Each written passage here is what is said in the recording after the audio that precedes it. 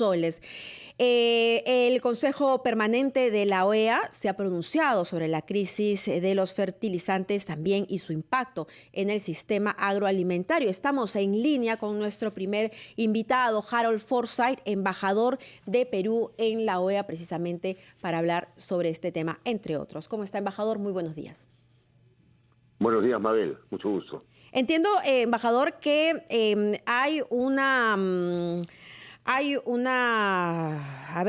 la OEA se ha manifestado respecto a esta crisis alimentaria, también a raíz de la decisión que ha tomado nuestro país para poder ayudar a los agricultores.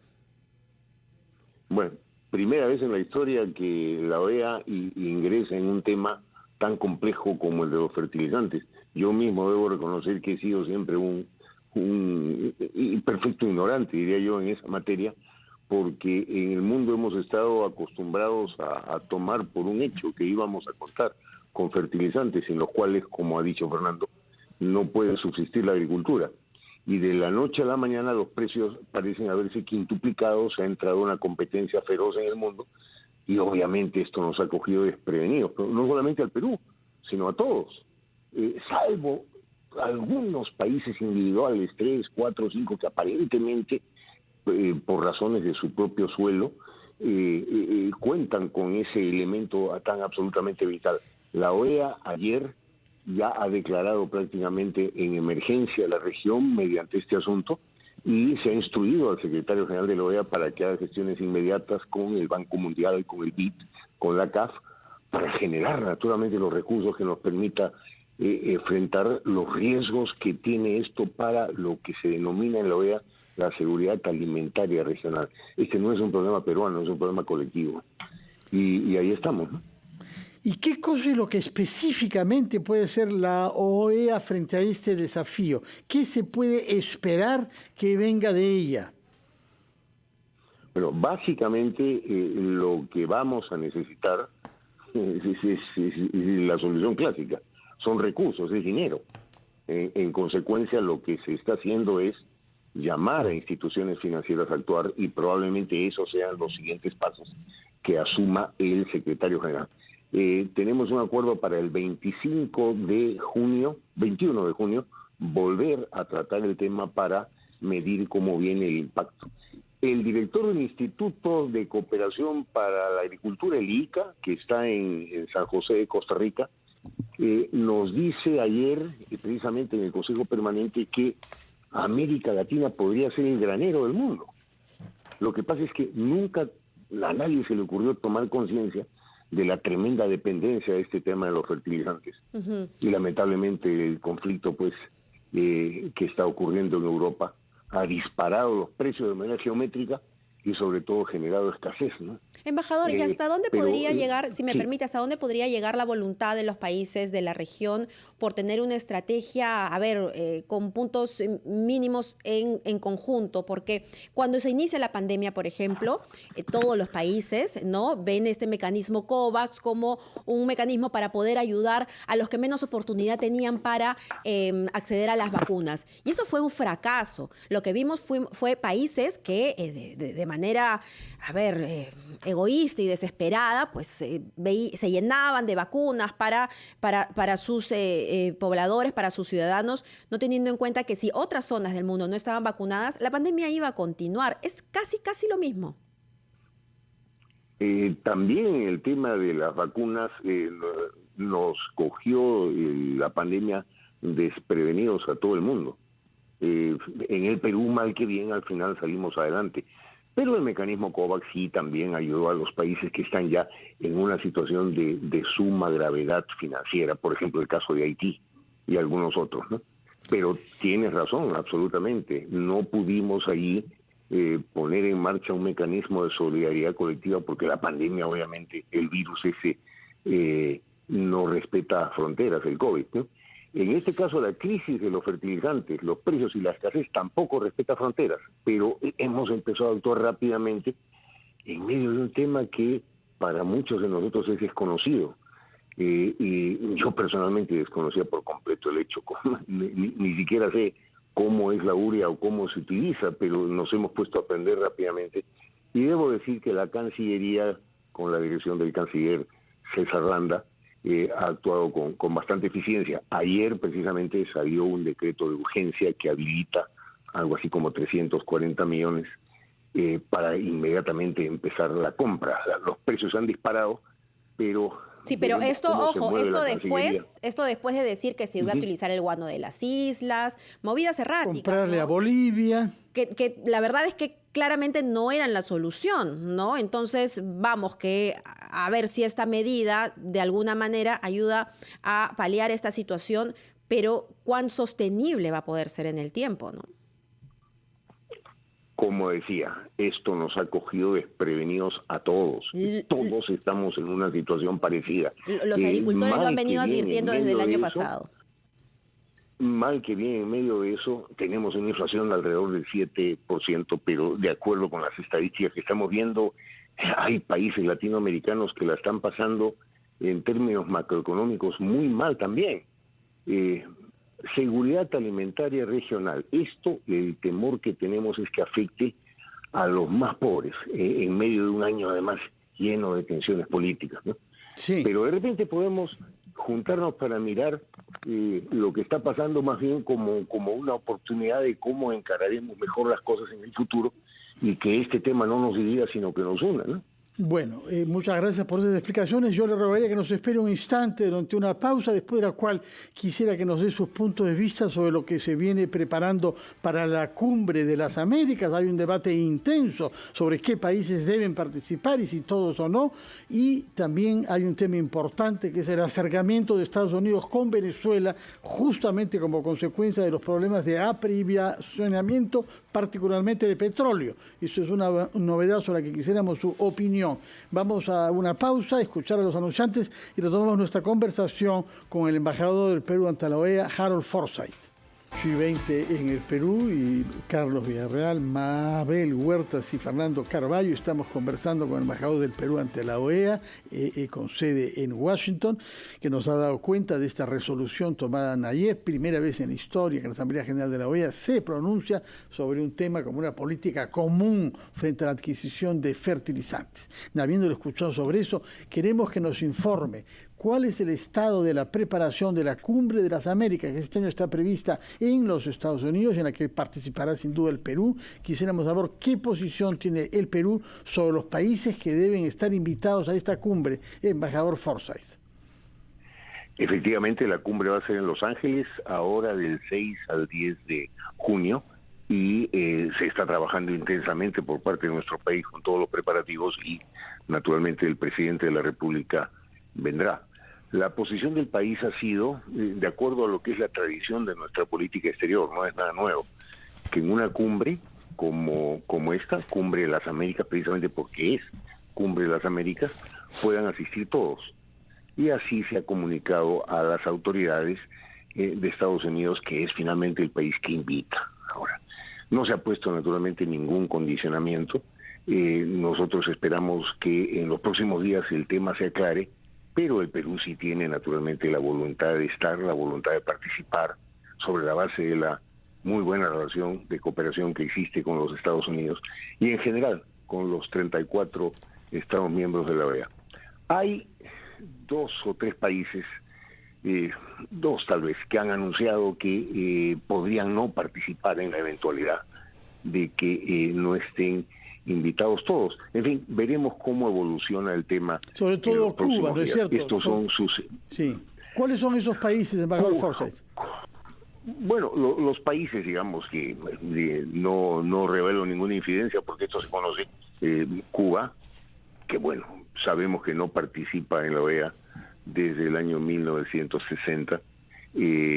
Venezuela, el gobierno venezolano de Nicolás Maduro, y Nicaragua, el gobierno de Daniel Ortega. Pero, repito, son acontecimientos en pleno desarrollo y a nosotros finalmente lo que nos interesa es quedar bien nosotros como país, y las propuestas que el Perú va a llevar a esa cumbre están siendo trabajadas con mucha responsabilidad.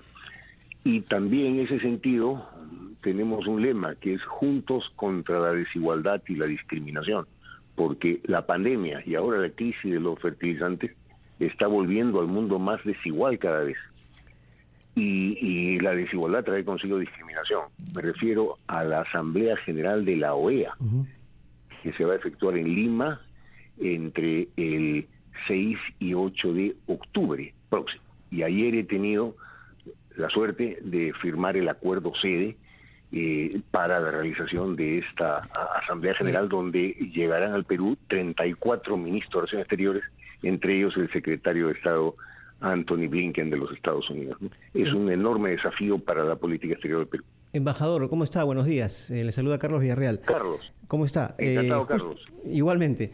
Justamente a raíz de esta cita importante, próximo octubre, en nuestra capital, la Asamblea General, ¿cuáles son los ejes temáticos, básicamente, que va a haber en el desarrollo de esta cumbre? Esa es mi primera pregunta. Y en segundo término, quisiera también aprovechar la oportunidad para consultarle, o mejor dicho, que nos grafique usted, ¿cuál es la percepción que hay de parte del foro de la OEA con respecto al Perú a nivel internacional? La situación política básicamente en el Perú. Usted sabe que hemos tenido una etapa bastante difícil donde se ha hablado constantemente de vacancia presidencial, de golpe de Estado, de cierre del Congreso. Entonces, esta situación no sé si es que genera a su vez expectativa y preocupación a nivel de un foro tan importante como es la OEA. A ver, empiezo por esto último, Carlos. El hecho de que por aclamación Lima haya sido escogida sede de la 52 Asamblea General de la OEA, algo debe significar, ¿no? Algo debe significar de que estamos haciendo algo bien, por lo menos. Y el hecho de que el día de ayer hayamos logrado esta resolución por consenso entre los 34 países, por iniciativa y por gestión del Perú, también significa que algo estamos haciendo bien. En la OEA yo puedo dar fe de eso. El Perú tiene un prestigio importante, pero la OEA no es simplemente una entidad con una persona que es el secretario general. La OEA somos los 34 países que la integramos. Y en los 34 países, afortunadamente, tenemos una excelente relación de trabajo y naturalmente basada en el respeto. ¿Usted considera, embajador, usted considera, embajador, entonces que la imagen del Perú a nivel del foro de la OEA está intacto, por decirlo de alguna manera, repito, a raíz de esta situación política que genera mucha preocupación, no solamente a nivel político, sino también, usted sabe, a nivel económico-financiero? Sí, afortunadamente, en el manejo de la macroeconomía, creo que el ministro de Economía y Finanzas, Oscar Graham, lo hace con mucha seriedad, como lo acaba de evidenciar su participación en la reunión conjunta entre el Banco Mundial y el Fondo Monetario Internacional. Pero más allá del comentario que haces, además muy válido, Carlos, sucede que los problemas políticos son en este momento característicos de toda la región. No somos aquí la excepción. Entonces, en América Latina estamos acostumbrados a eso, ya no solo en América Latina, en Estados Unidos también. Bueno, pero hay algunas particularidades en el Perú, ¿no? En Chile, hay algunas particularidades. Embajador Forsyth, ¿sí? Hay sin embargo algunas particularidades que han motivado, por ejemplo, que justamente el relator para la libertad de expresión de la Corte Interamericana esté en Lima. Y eso es una gestión en sí misma que pone en evidencia que hay una preocupación particular por el caso peruano. Sabemos que no hay prensa libre en países como Nicaragua, Cuba y Venezuela. Pero además de esos tres, ahora el Perú está en una zona gris. Es por eso que está este funcionario justamente acá. ¿Cuál es su punto de vista sobre esta visita que nos hace el relator para la libertad de prensa y expresión de la Corte Interamericana de Derechos Humanos? Efectivamente está en Lima y si tengo entendido, todavía no lo he comprobado, que hoy se entrevistaba con el presidente de la República. Pero así como está en el Perú, hace un tiempo fue a Chile y hace un tiempo fue a Ecuador. Las visitas del relator son rutinarias, no necesariamente obedecen a situaciones anómalas. El relator tiene que seguir los temas porque los problemas que él sigue son muy... Pero no es rutinaria, señor Forsyth. Ha sido solicitada la visita por organismos de prensa y por los gremios que se sienten intimidados ante actitudes que hay en este país. Además hay signos, embajador, de que señalan que hay una afectación en estos momentos a la libertad de prensa y expresión en el país, en el Perú me refiero, obviamente. Vamos a ver las observaciones que van a presentar en un par de días y luego de eso en 2 meses sale el informe final. Pero nosotros, digamos, las autoridades del Estado peruano, desde un comienzo hemos estado encantados de que él realice esa visita. Y por supuesto, los gremios periodísticos, los propietarios de los medios de comunicación también han expresado su opinión, pero permanentemente el relator recibe informaciones de ese tipo, porque tiene toda una estructura y una relación directa con los medios de comunicación de toda América Latina. Y ¿En cuántos países de América Latina, señor embajador, el jefe de Estado no da una conferencia de prensa desde hace 80 días? En honor a la verdad, Fernando, de ese dato no estoy Yo sí se lo puedo decir, señor Forsyth. El único país es el Perú. Como sabemos, los presidentes incluso de Cuba y Nicaragua dan conferencias de prensa ante su prensa estatal, pero dan conferencias de prensa. Acá nosotros no tenemos derecho a eso. Eso es una anomalía democrática en el continente. Bueno, evidentemente, pues no es la situación ideal. Supongo que entonces el relator Pedro Vaca dirá eso y el Estado peruano podrá obrar en consecuencia. El nuestro es afortunadamente un país libre. La libertad naturalmente presenta a veces algunas aristas como la que tú, Fernando, señalas, que no es evidentemente lo ideal, como tampoco es lo ideal la situación de ustedes en relación con el Congreso. Y eso es algo que el propio relator Pedro Vaca ha expresado ya públicamente. Somos un país perfectible, lleno todavía de situaciones complejas y además con muchísima tensión interna. Pero dentro de eso, algo debemos estar haciendo bien porque el manejo macroeconómico es reconocido por el Fondo Monetario Internacional, por el Banco Mundial y al mismo tiempo porque mantenemos un buen prestigio internacional en nuestra política exterior. De manera que hay motivo para el optimismo dentro de la angustia que tenemos y, repito, la Asamblea General de la OEA, su lema, juntos contra la desigualdad y la discriminación. Y estoy seguro de que las observaciones que plantee el relator serán en su momento dado absueltas por el Estado peruano. Nosotros mismos desde acá nos ocuparemos en que se avance en ese sentido para que estas anomalías que señala Fernando puedan irse corrigiendo con el tiempo y a la mayor brevedad. Esperamos pronto entonces que para la libertad de expresión y prensa en nuestro país se den esas condiciones ideales que según usted nos están dando aquí en el Perú. Embajador Forsyth, le agradecemos mucho por atendernos esta mañana. Muy amable, muy buenos días. Buenos días, embajador. Carlos, Mabel, Fernando, muchos saludos. Muchas gracias. Gracias, embajador Harold Forsyth, embajador del Perú